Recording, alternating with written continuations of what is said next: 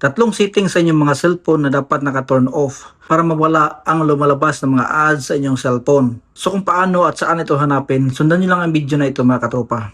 So unang-una mga katropa, open nyo lang ang settings ng inyong cellphone at scroll nyo lang, hanapin nyo lang dito ang Google. Click nyo lang at i-click nyo itong all services at scroll nyo lang mga katropa, hanapin nyo lang dito ang ads. Ito mga katropa, click nyo lang. At scroll down nyo lang mga katropa, hanapin nyo lang itong add privacy. Click nyo lang. At dito mga katropa, ito ang sinasabi ko, dapat naka-turn off itong tatlong settings. Ito mga katropa, ang add topics, app suggested ads, at add measurement. Ito mga katropa, ang tatlo, dapat naka-turn off. Click nyo lang itong add topic, pinakauna.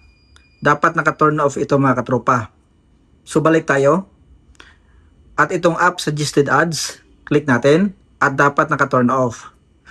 So balik natin mga katropa, at dito tayo sa add measurement, dapat naka-turn off rin ito.